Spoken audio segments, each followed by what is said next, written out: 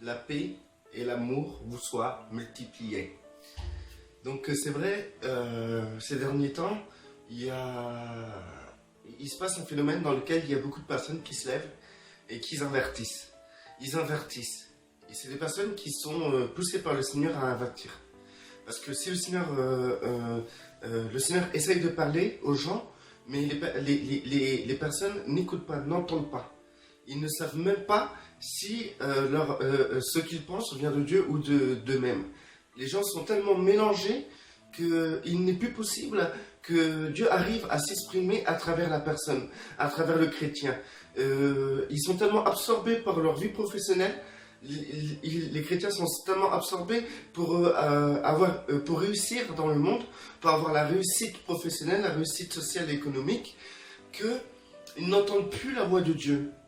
Et c'est pour ça qu'ils sont accrochés sur leur Bible et s'orientent par rapport à la Bible. Parce qu'ils ne peuvent plus entendre en eux la voix de Dieu, la direction de Dieu, une intuition qui peut venir de Dieu. Parce qu'ils sont tellement mélangés que tout ce qu'ils pensent, leurs pensées sont polluées. Donc, alors, de ce fait, ils se fient beaucoup à la Bible, mais le problème, c'est que avec cette même Bible, il y a toutes ces multiples dénominations et fédérations chrétiennes qui enseignent leur propre théologie et leur propre doctrine tournant autour de cette Bible. Et on comprend qu'il y a des tas de doctrines qui sont carrément opposées les unes des autres. Et on peut comprendre que les personnes vont dans la dénomination chrétienne ou la fédération chrétienne dans lesquelles ils se sentent le plus proches, dans leur manière de voir, dans leur manière de penser. Malheureusement, on peut arriver à un point que le fait de suivre des choses à travers la Bible, c'est suivre la lettre est morte, donc ça crée des actes religieux, ça crée les personnes s'ils veulent se diriger à travers la Bible, on peut comprendre que ça restera religieux, ça restera mort, ça ne sera pas le Saint-Esprit qui conduira la personne comme Christ a été conduit de lieu en lieu, comme les apôtres ont été conduits de lieu en lieu, en sachant que les premiers chrétiens n'avaient pas la Bible, mais ils étaient remplis du Saint-Esprit et ils savaient écouter la direction du Saint-Esprit. Aujourd'hui, ce n'est plus le cas. Aujourd'hui, les gens sont tellement mélangés qu'ils ne savent même plus ils ne savent même pas qu'est-ce que c'est la direction du Saint-Esprit. Et quand ils pensent un truc, ils pensent dans leur cœur que ce truc est bon, ils vont dire que c'est le Saint-Esprit, qu'en réalité, c'est le fruit de leur imagination. Leur esprit n'est pas séparé avec leur âme. De leur âme. Ils sont mélangés. Et du coup, on peut voir cette constatation du fait que les personnes aujourd'hui croient que, par exemple, Noël est la fête que Dieu a donnée pour l'anniversaire de son fils. Les chrétiens aujourd'hui se mélangent avec le monde, adoptent leur culture, adoptent leur tradition, et ils arrivent même à s'identifier dans la société dans laquelle ils vivent, et ils s'identifient par rapport par rapport aux traditions du pays dans lequel ils sont. On voit bien des chrétiens dire sur Facebook, oui, Noël c'est une tradition, c'est une coutume de nos ancêtres depuis des années. Mais c'est honteux de parler comme ça. Donc aujourd'hui, on peut comprendre ce mélange qui fait que Dieu ne peut plus parler directement à son peuple. Donc aujourd'hui, qu'est-ce qui se passe? Il y a des prophètes qui s'élèvent. Dieu élève des prophètes pour qu'ils puissent être la voix de Dieu. Et aujourd'hui, on peut comprendre qu'il y a beaucoup d'avertissements. Les dénominations chrétiennes, toutes les dénominations chrétiennes reçoivent ces avertissements. Toutes les fédérations chrétiennes reçoivent ces avertissements. Tous les pasteurs, les anciens et les évêques, etc., qui participent à sauvegarder ces dénominations chrétiennes ont été avertis. Les chrétiens qui aiment se faire asservir par des hommes ont été avertis. Les personnes qui pensent que être chrétien, c'est pouvoir réussir dans le monde tout en vous servant de la Bible et de Yeshua, ont été avertis. Les personnes, tous ceux qui prêchent là, qui prêchent l'argent, qui prêchent pour avoir de l'argent, ont été avertis.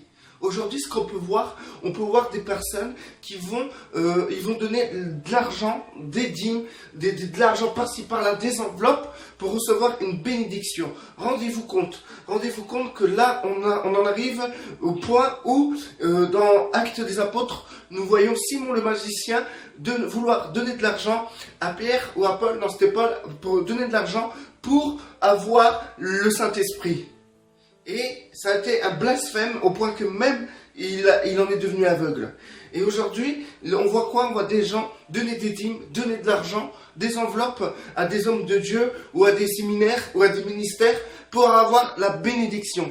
Et je vais vous dire, je vous avertis, ce que vous faites, c'est la même chose que Simon le magicien. C'est la même chose. Vous payez pour avoir le Saint-Esprit. C'est la même chose, parce que les bénédictions et les dons que vous pouvez recevoir viennent du Saint-Esprit. Et si vous donnez de l'argent pour avoir ces bénédictions-là, c'est que vous donnez l'argent comme Simon le magicien a fait pour recevoir le Saint-Esprit. Et vous avez été avertis. Il n'y a que des avertissements. Mais aujourd'hui, on arrive à un point même où vous vous moquez. Vous vous moquez. Eh bien, je tiens à vous dire qu'au jour du malheur, Dieu se moquera de vous. Lorsque viendra la détresse, Dieu se moquera de vous. Et ça sera un avertissement. Écoutez-moi, soyez sages. Posez-vous un instant. Posez-vous un instant devant Dieu. Et il faut que vous ayez conscience de ce que vous faites. Il faut que vous ayez conscience que lorsque vous êtes dans des dénominations, vous vous mettez sous un joug qui ne vient pas de Dieu. Vous devez prendre conscience que lorsque vous mettez le pasteur au-dessus de vous, vous mettez l'homme à un niveau où Christ doit être dans votre vie. Je dis pas par rapport au verset où il faut mettre l'autre plus grand, il faut élever l'autre, il faut considérer l'autre comme plus grand que nous. Cela ne veut pas dire que vous devez élever un homme qui doit être. Vous devez pas vénérer un homme. C'est mettre quelqu'un plus grand que soi, c'est pas vénérer un homme, c'est le respecter. C'est le respecter. Et moi, quand je viens m'humilier comme ça pour faire des vidéos, et quand les gens font des sales commentaires, et que même des gens se moquent de moi, c'est parce que je vous considère plus grand que moi. Vous en valez la peine. Vous en valez la peine 1000 fois. Et je continuerai avec plaisir. Mais on souffre parce qu'on vous avertit. Le Seigneur, chaque nuit, nous réveille pour nous parler. Et quand on se réveille, on a le message en notre cœur. Et ce message nous fait mal, il est pesant. Et quand on le libère, on est apaisé. Mais quand on voit que personne n'écoute, on en revient lorsque Dieu parlait, soit à Ézéchiel ou à Jérémie, je ne sais plus. Mais il disait comme ça, va leur dire, qu'ils écoutent ou qu'ils n'écoutent pas, au moins ils sauront que je leur ai envoyé un prophète. Va leur dire, de toute manière, ils ne t'écouteront pas, mais ils sauront que je leur ai envoyé un prophète. Je ne m'auto-proclame pas prophète, je ne suis pas un prophète. Mais d'ailleurs, nous devons chercher tous le don de la prophétie. Nous devons chercher tous le don de la prophétie, parce qu'aujourd'hui, celui qui a le Saint-Esprit, il marche dans le prophétique. Parce qu'il marche dans l'inspiration. Il est tout le temps inspiré. Celui qui a le Saint-Esprit, il marche dans le domaine prophétique obligatoirement. Donc je ne me proclame pas prophète. Mais je sais que je suis poussé par l'Esprit à faire ça. Et qu'en faisant ça, je marche dans le domaine prophétique. Il va y avoir un grand tournant. Aujourd'hui, Dieu ne plaisantera plus avec ce genre de choses. Il se moquera aujourd'hui de gens qui seront dans le malheur. Parce que là, vous profitez de l'argent, vous profitez de votre position professionnelle, vous profitez de votre position sociale et économique, vous profitez de faire des fêtes avec les gens, avec les païens, vous profitez de calomnier le nom de Jésus devant les païens en fêtant une fête qui vient du diable, une fête paganisée, une fête qui vient tout droit du Vatican. Le pape se moque de vous, il se moque de vous. Et vous savez que le pape c'est le faux prophète. Il se moque de vous, il se moque complètement de vous. Il rigole quand il voit les évangéliques se croient supérieurs aux catholiques, mais en fait ils sont totalement soumis aux catholiques. Les catholiques vous soumettent. Comme certains chrétiens, j'ai lu qu'ils ont fait des commentaires, c'est notre tradition, ça vient de nos origines, Noël. Et bien alors je vais te dire, donc tes traditions sont catholiques. Donc ça veut dire que tu es catholique. Parce que si tu ne serais pas catholique, ce ne serait plus tes traditions. Tu ne fêterais plus les fêtes catholiques. Mais c'est pas grave.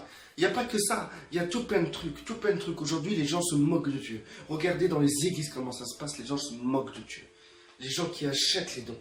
Les gens qui donnent de l'argent pour avoir une bénédiction d'un ministère, d'un prophète, d'un homme de Dieu soi-disant, d'un pasteur ou d'une église ou d'un séminaire. Donc ils vont donner de l'argent parce qu'ils veulent recevoir la bénédiction. Vous achetez le Saint-Esprit. Malheur à vous. Malheur à vous, repentez-vous de cela parce que si vous ne vous repentez pas, le malheur quand il tombera sur vous, vous pouvez prier, Dieu rigolera de votre malheur parce que vous avez été prévenu, vous avez été averti. Aujourd'hui c'est vous qui vous moquez de nous parce que nous on se casse la tête à venir prévenir et avertir. On se casse la tête, on se fait humilier, on se fait appeler loup, on vous avertit contre les loups et vous nous appelez loup. On vous avertit contre les sectes des dénominations chrétiennes et des fédérations chrétiennes qui ne viennent pas de Dieu, qui sont divisées entre elles-mêmes et qui utilisent la Bible avec des doctrines totalement différentes les unes des autres. Ils sont divisés, ils prennent la division et vous dites que c'est nous les sectes. On ne fait pas partie d'une secte, on ne fait pas partie d'un bâtiment, on ne fait pas partie d'une dénomination ou d'une fédération. Comment voulez-vous qu'on fasse partie d'une secte? Moi, il n'y a personne, je ne réunis personne pour faire des réunions de prière. Moi, je vais là où le Seigneur me demande d'aller. Et là où j'irai inspirer. C'est que ça soit pareil pour vous. Voilà. Donc, posez-vous 5 minutes la question. Est-ce que vous vous moquez vraiment de Dieu? Quand vous donnez votre dîme pour être béni, malheur à vous. Parce que vous êtes ni moi, ni plus ni moi, comme Simon le magicien. Et sachez que aujourd'hui, pour Ananias et Saphira, ils ont été morts, ils ont menti devant les apôtres qui étaient remplis du Saint-Esprit. Il y avait le Saint-Esprit qui était au milieu des chrétiens en ce moment-là. Et ils mentaient, ils ont juste menti, ils sont morts. Alors imaginez-vous que ce qu'ils ont fait eux est moins pire de ce qui se passe aujourd'hui. Imaginez-vous. Ça veut dire que le Saint-Esprit n'est pas dans ces milieux. Parce qu'on ne peut pas se moquer du Saint-Esprit et pas en recevoir les conséquences. Comme disait Paul, quand vous prenez le repas, c'est pour ça que parmi vous, il y a beaucoup de malades, il y a beaucoup d'infirmes. Parce que vous ne reconnaissez pas le corps du Christ. Le corps du Christ. Parce que quand tu dis que tu es baptiste, tu ne reconnais pas les pentecôtistes. Quand tu dis que tu es évangélique, ou bien tu es adventiste, tu ne reconnais pas les autres dénominations. Vous êtes divisés. Moi je suis baptiste, moi je suis pentecôtiste, moi je suis de Paul, moi je suis d'un tel, moi je suis de ça, moi j'écoute lui, j'écoute ça. C'est charnel. Charnel. Voilà. Que la paix soit sur vous. Que celui qui est béni reste béni. Que celui qui n'est pas béni soit béni au nom puissant de notre Seigneur Yeshua pour la gloire de Dieu seul. De Dieu seul. On vous aura prévenu. On vous aura prévenu. Nous, on a fait notre travail comme des serviteurs inutiles. On s'en lave les mains.